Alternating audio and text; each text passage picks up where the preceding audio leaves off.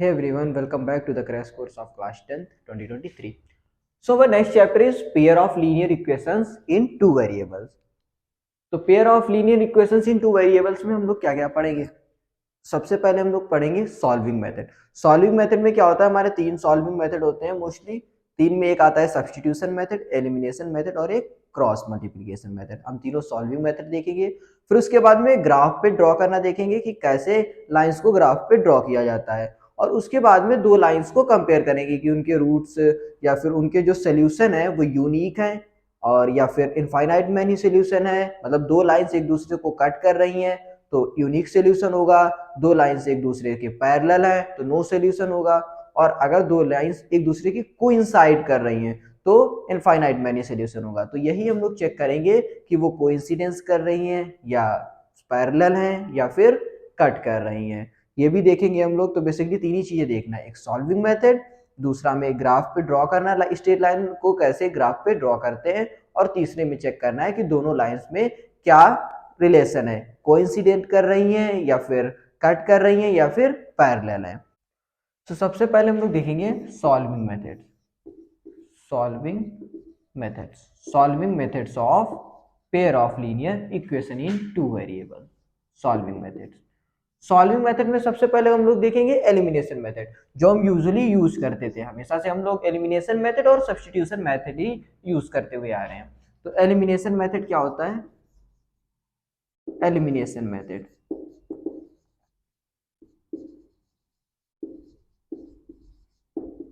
Elimination method में हमें क्या होता है, दो इक्वेशंस दी होती हैं, एक a1x plus b1y plus c1 equals to 0, एक a2x plus b2y plus c2 equals to 0।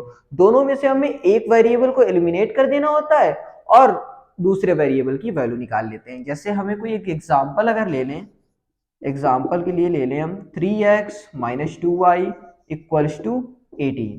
ये हमारी फर्स्ट इक्वेशन हो गई। और सेकेंड इक्वेशन ले लेते हैं x plus Y equals to 5 या कुछ भी समथिंग ले लेते हैं। सो ये सेकेंड इक्वेशन हो गई। तो अब हम लोग क्या करेंगे, पहले तो किसी एक वेरिएबल के कॉफिशिएंट को सेम करेंगे।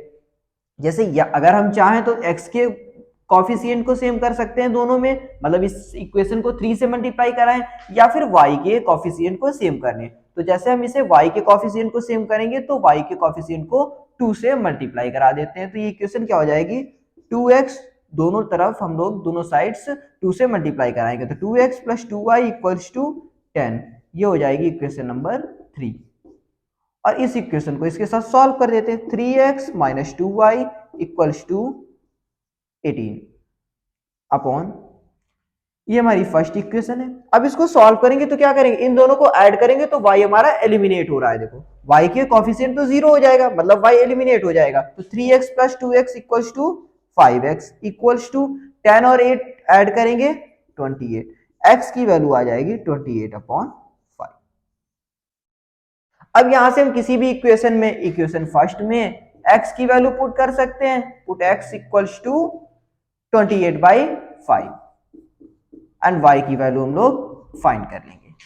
या तो फर्स्ट इक्वेशन में या सेकेंड इक्वेशन में, किसी भी इक्वेशन में हम लोग x की वैल्यू 28/5 पुट करेंगे और y की वैल्यूज निकाल लेंगे।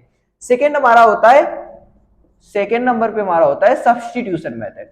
सब्स्टिट्यूशन,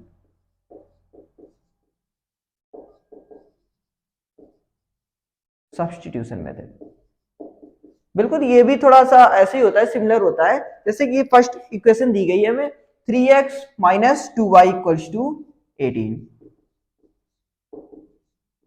अब इसे सब्स्टिट्यूशन नाम से हमें लग रहा है कि किसी भी चीज को सब्स्टिट्यूट करना है। तो हमें एक वेरिएबल की वैल्यू यहाँ दूसरे वेरिएबल के टर्म में निकालनी है एक इक्वेशन से, और सेकेंड इक्वेशन में वो वैल्यू हमें पुट कर देनी है।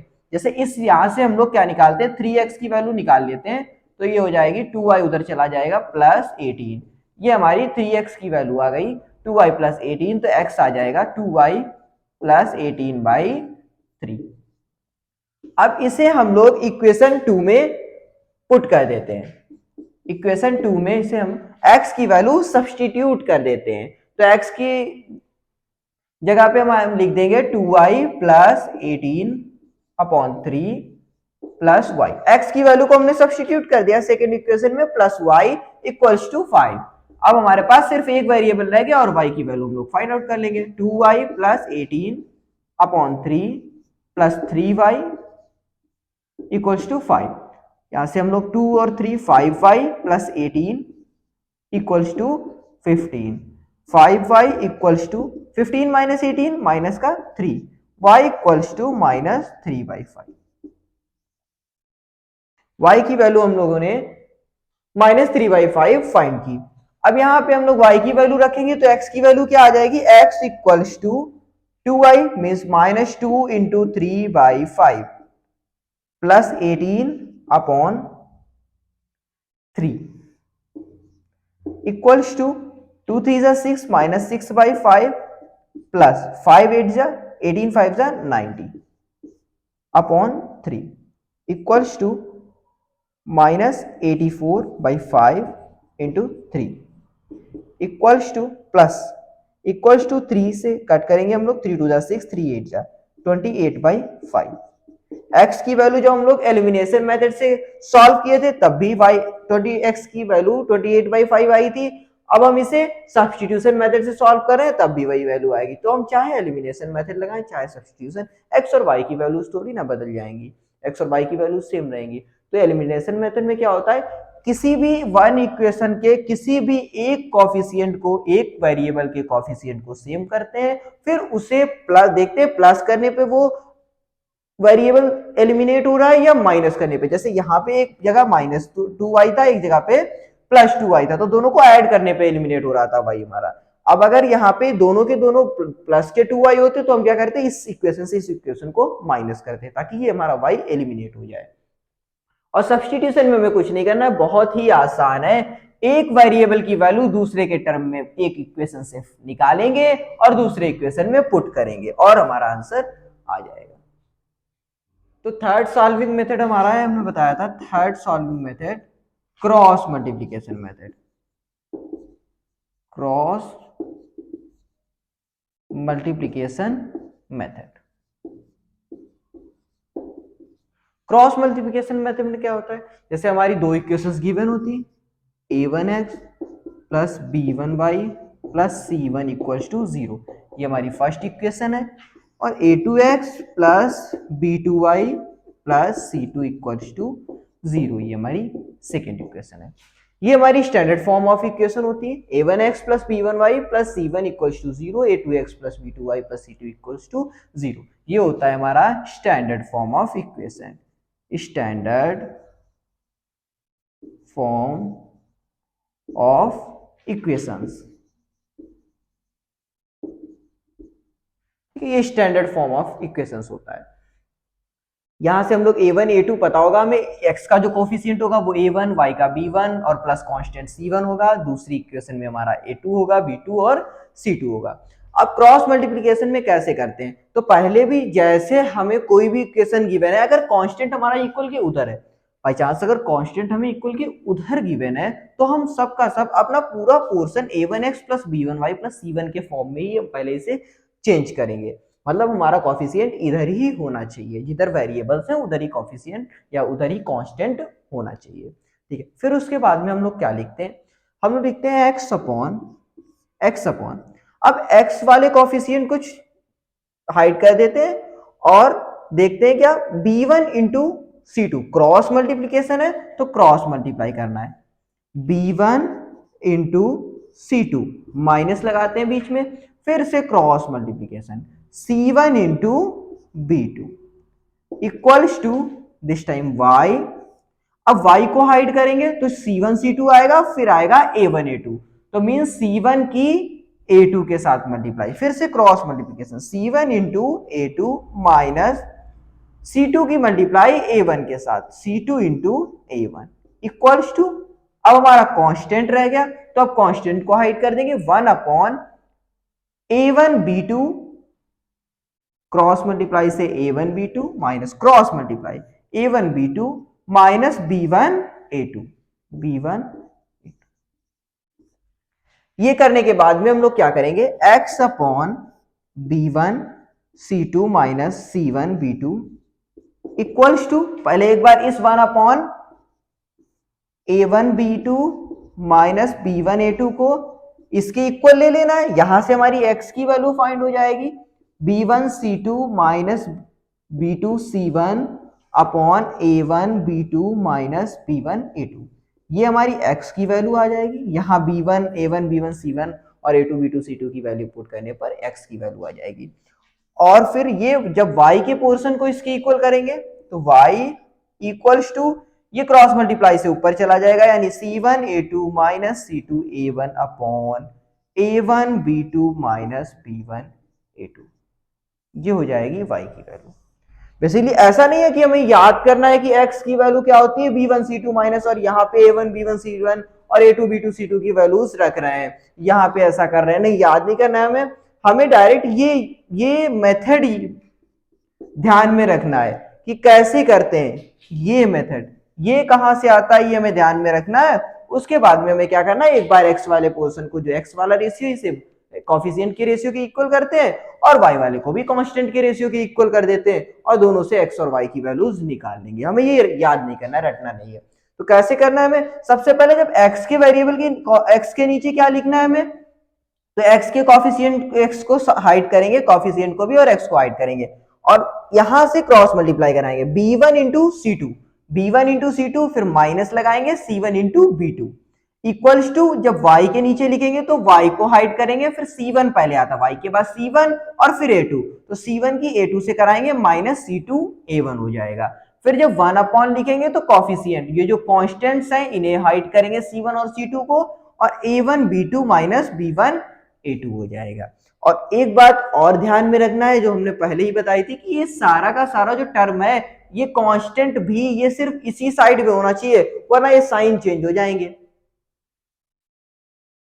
और फिर उसके बाद में ये x की वैल्यू आ जाएगी यहां से और y की वैल्यू आ जाएगी। कोई भी क्वेश्चन हम सॉल्व कर सकते हैं क्रॉस मल्टीप्लिकेशन मेथड से और यहां से आराम से आंसर हमारा आ जाएगा। बस याद रखना है ये कि मतलब ये याद नहीं रखना है, x और y हमें नहीं याद रखना है, x की वैल्यू क्या होती है यहाँ पे ये इतना बड़ा याद नहीं करना है, सिर्फ ये मेथड समझना है कि ये कैसे होता है। सो हमारा नेक्स्ट मेथड है, इसे भी हम लोग सॉल्विंग मेथड ही कहेंगे, पर इसे हम अलग से इसलिए देख रहे हैं क्योंकि ग्राफ वगैरह ड्रॉ करना है। तो ये ग्राफिकल मेथड जो होता है ये भी एक सॉल्विंग मेथड ही होता है इक्वेशंस का।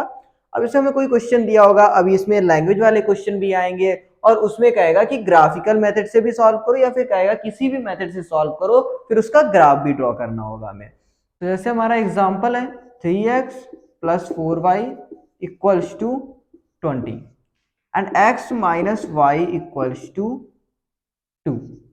ये हमारी फर्स्ट इक्वेशन गिवन है और ये सेकेंड इक्वेशन गिवन है, ठीक है। तो इसका सोल्यूशन तो हम लोग निकालने जानते हैं, हमारे पास एलिमिनेशन मेथड भी है, सब्स्टिट्यूशन भी है और क्रॉस मल्टीप्लिकेशन भी हम लोग पढ़ चुके हैं।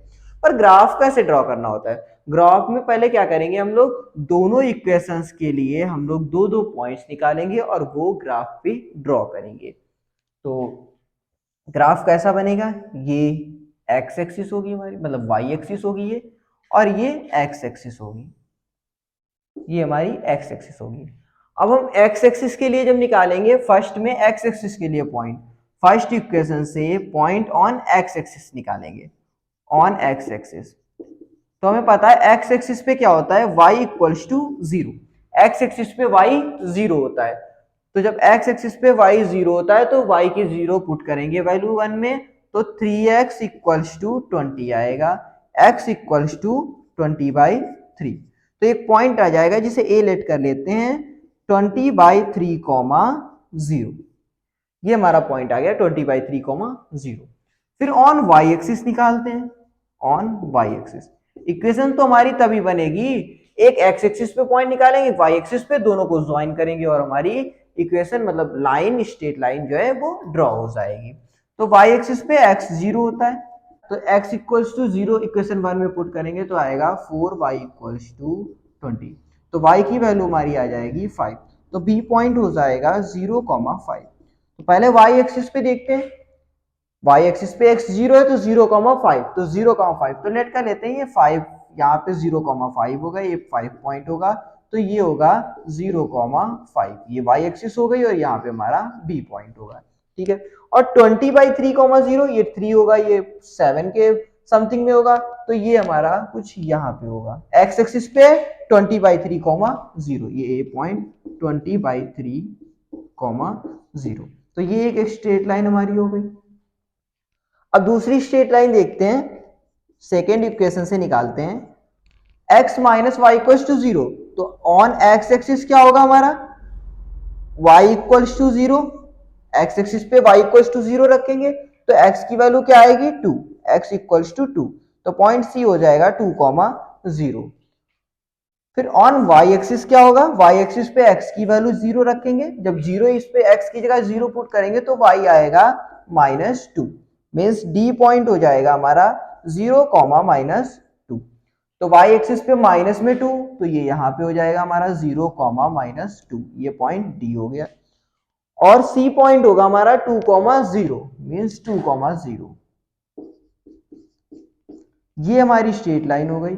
और इसे जब आगे एक्सटेंड करेंगे तो कुछ इस पॉइंट पे हमारा कट करेगा। अब इसे जब ग्राफ में हम लोग सही से बनाएंगे तो हमें पता चलेगा कि ये पॉइंट्स कहाँ पे कट कर रहे हैं।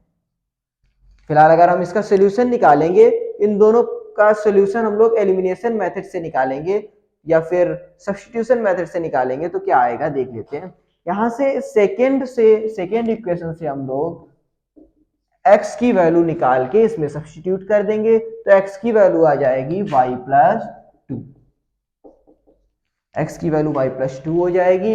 और ये वैल्यू हम फर्स्ट इक्वेशन में सब्स्टिट्यूट कर रहे हैं, तो मीन्स 3x की वैल्यू 3y+6 हो जाएगी, plus 4y equals to 20, 4y equals to 20। तो यहां से हम लोग 3 और 4 7y equals to 20 - 6 14, y equals to 2, y equals to 2 हो जाएगा। और x की वैल्यू आ जाएगी 4, 2 + 2 4। तो यहां हम देख भी सकते हैं x की वैल्यू कुछ 4 है और y की वैल्यू 2 के समथिंग में है, 2,4। ये हमारा सोल्यूशन आ जाएगा। ये लाइन हमारी कौन सी थी, लाइन भी लिख देंगे हमारी, ये लाइन थी second, means x minus Y equals to 2। और ये लाइन जो थी हमारी, ये लाइन, ये कौन सी लाइन थी, 3x + 4y, 3x + 4y equals to 20। ये लाइन हमारी, ये दोनों लाइंस हमने ड्रॉ की और ड्रॉ करने के बाद हमारा आंसर भी हो। तो ये ग्राफ भी ड्रा करने को कहेगा। और कभी कभी लैंग्वेज में क्वेश्चन आएंगे, कंडीशंस गिवन होंगी, उसको हमें बनाना पड़ेगा। पहले कंडीशन से हमें 2 इक्वेशंस निकालनी होंगी। अभी यहाँ तो हमारी डायरेक्ट 2 इक्वेशंस गिवन थी और हम लोगों ने क्या किया, एक्स एक्सिस और वाई एक्सिस पे 2 पॉइंट निकाले और 2 स्ट्रेट लाइन बन गई। हमें पता चल गया, उनका सोल्यूशन निकाल लिया और ग्राफ आराम से ड्रॉ कर लिया। अब क्या आएगा, कुछ कंडीशंस दी होगी कि ये है, मतलब जैसे दिया होगा कि 2 नंबर्स का सम इतना है और डिफरेंस इतना है, तो वहां से हम लोग 2 कंडीशन, मतलब 2 कंडीशंस हमें गिवन होगी, वहां से हम लोग 2 इक्वेशंस निकालेंगे। मतलब इक्वेशंस भी हमें खुद बनानी पड़ेंगी, फिर उन्हें सॉल्व भी खुद करना पड़ेगा और फिर एक्स और वाई की वैल्यूज भी निकालनी पड़ेंगी और फिर उसके बाद में ग्राफ भी उन दोनों के इक्वेशंस के बिटवीन ड्रॉ करना पड़ेगा हमें। तो ये क्वेश्चंस जो है हम आगे जब क्वेश्चन सॉल्व करेंगे नेक्स्ट वीडियो में तभी देखेंगे। फिलहाल यहाँ हम लोग सिर्फ सॉल्विंग मेथड्स देख रहे हैं कि क्या क्या मेथड हो सकते हैं। क्वेश्चंस हम लोग नेक्स्ट वीडियो में ही सॉल्व करेंगे। अब ये ग्राफिकल मेथड भी हो गया हमारा, तो सॉल्विंग के जितने भी मेथड थे ये सारे हो ही चुके हैं। स्टैंडर्ड फॉर्म ऑफ इक्वेशन ये भी हम लोग देख चुके हैं। अब इसके बाद हम लोगों का बस रह गया है 2 इक्वेशन, कोई भी 2 इक्वेशन गिवन है उनका देखना है कि दोनों मतलब एक दूसरे को कट करें। जैसे ये से कट कर रही है तो ये क्या है, यूनिक सॉल्यूशन है हमारा। तो बिना सॉल्व करे कैसे बताया जा सकता है कि इन दोनों में क्या रिलेशन है, मतलब ये दोनों एक दूसरे को कट करेंगी या इंटरसेक्ट करेंगी, मतलब या इंटरसेक्ट करेंगी या फिर पैरेलल होंगी या फिर कोइंसाइड होंगी, और फिर उसमें क्या क्या सोल्यूशन निकलेंगे, नंबर ऑफ सोल्यूशन कितने होंगे, तो ये अभी देखते हैं, ये पार्ट बचा हुआ है। तो हम लोग देखेंगे relation between 2 equation, relation between 2 equation.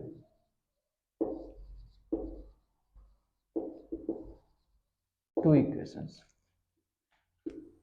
जैसे कोई इक्वेशन गिवन होगी हमारी a1x + b1x b1y + c1 = 0, एक इक्वेशन ये होगी।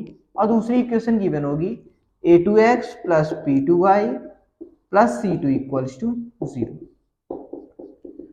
दो इक्वेशंस गिवन होंगी हमें, और अगर इस फॉर्म में नहीं है तो हमें इसी फॉर्म में लाना है। ये स्टैंडर्ड फॉर्म होता है इक्वेशन का, इसी फॉर्म में हमें पहले चेंज करना है और उसके बाद में क्या करना है, फिर हम लोग चेक करेंगे। तीन कंडीशंस होंगी और तीन सोल्यूशन होंगे, मतलब क्या तीन टाइप के रिलेशन होंगे, और उसी से नंबर ऑफ सोल्यूशन हम लोग पता चलेगा हमें कि कितने होंगे। तो पहले तो हम लोग निकालेंगे a1/a2 and b1/b2 and c1/c2। a1/a2, b1/b2 और c1/c2 को चेक करेंगे। तो अगर ये तीनों इक्वल्स आ रहे हैं, a1/a2 equals to b1/b2 equals to c1/c2, that means ये लाइन कुछ लैम्डा टाइम्स है इस लाइन के। मतलब जब हम इसका ग्राफिकल सॉल्यूशन निकालेंगे तो ये लाइन जो होगी वो कोइंसिडेंट करेगी,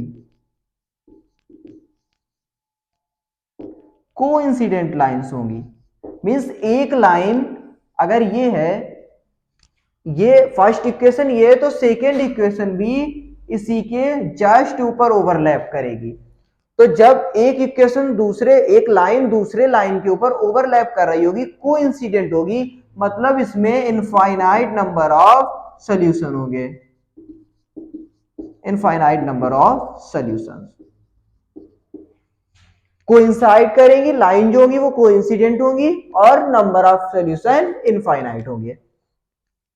अब हमारा अगर a1/a2 equals to b1/b2 is not equal to c1/c2 आ रहा है, दैट मीन्स ये लाइंस एक दूसरे के पैरेलल होंगी, parallel lines. Parallel line means दो लाइंस जो कभी भी एक दूसरे को इंटरसेक्ट नहीं करती है। दैट मीन्स क्या होगा, नो सॉल्यूशन। जब लाइंस एक दूसरे को इंटरसेक्ट ही नहीं करेंगे तो सोल्यूशन कहां से आएंगे। सोल्यूशन तो हम लोग तभी फाइंड करते हैं जब लाइन एक दूसरे को किसी एक या दो या तीन कई पॉइंट्स पे, कभी पॉइंट पे एक दूसरे को इंटरसेक्ट करेंगी, तभी तो हमारे सोल्यूशन आएंगे। जब लाइंस पैरेलल होगी तो सोल्यूशन होंगे ही नहीं। थर्ड सिचुएशन होती है a1/a2 is not equal to b1/b2। जब ये कंडीशन आ जाती है इसका मतलब क्या होगा, लाइन हमारी इंटरसेक्ट करेगी, इंटरसेक्टिंग लाइंस। और जब लाइन हमारी इंटरसेक्ट कर रही होगी वो भी एक यूनिक एक जगह पे इंटरसेक्ट करेगी, और इंटरसेक्ट का मतलब है कोई एक लाइन दूसरे लाइन को कट कर रही है। और फिर तो जब एक लाइन दूसरे लाइन को कट करेगा तो उसका क्या होगा, एक यूनिक सॉल्यूशन निकलेगा।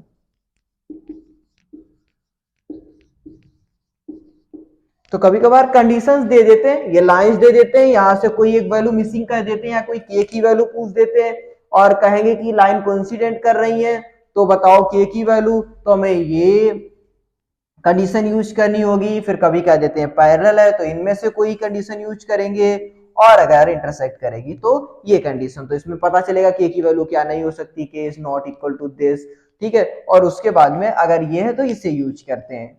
और तीनों कंडीशंस गिवन है, क्या होता है कि इसमें ये हमने देख ही लिया है। क्या होगा जब तीनों a1/a2 equals to b1/b2 equals to c1/c2 होगा तो लाइन कोइंसिडेंट होगी, मतलब ओवरलैप कर रही होंगी, that means infinite number of solution होगा। If a1/a2 equals to b1/b2 is not equal to c1/c2 होगा, दैट मींस लाइन पैरेलल होंगी और नो सॉल्यूशन होगा। जब लाइंस पैरेलल होंगी, जब दोनों इंटरसेक्ट ही नहीं करेंगे तो सॉल्यूशन तो होंगे ही नहीं। If a1/a2 is not equal to b1/b2, that means lines intersect कर रही होंगी और वो भी एक यूनिक पॉइंट पे, जिससे हमारा एक यूनिक सॉल्यूशन फाइंड होगा। अब ये सारे के सारे टर्म्स हम देख ही लिए हैं, इक्वेशन को सॉल्विंग मेथड भी देख लिए हैं, जो भी चार मेथड्स थे ग्राफिकल मेथड्स को ऐड करके, ग्राफिकल मेथड को ऐड करते हुए हमने चारों मेथड्स देख लिए, एलिमिनेशन, सब्स्टिट्यूशन और क्रॉस मल्टीप्लिकेशन और ग्राफिकल मेथड, चारों मेथड्स देख लिए सॉल्विंग के। और उसके बाद में हम लोग दो लाइंस के जो है उसमें रिलेशन भी देख लिए, दो लाइंस में क्या रिलेशन होता है, उसके मतलब इस unique solution, number of solution क्या होते हैं जब दो लाइंस एक दूसरे को कभी कट करती हैं, कभी पैरेलल होती हैं, तो कभी कोइंसाइड होती हैं। तो उसके बाद में जो आगे के क्वेश्चन है, जैसे लैंग्वेज वाले भी काफी क्वेश्चन है, पेयर ऑफ इक्वेशन में जो होगा लीनियर इक्वेशन में लैंग्वेज वाले काफी क्वेश्चन आते हैं और ये एग्जाम में भी पूछे जाते हैं, तो वो नेक्स्ट वीडियोज में हम लोग सॉल्व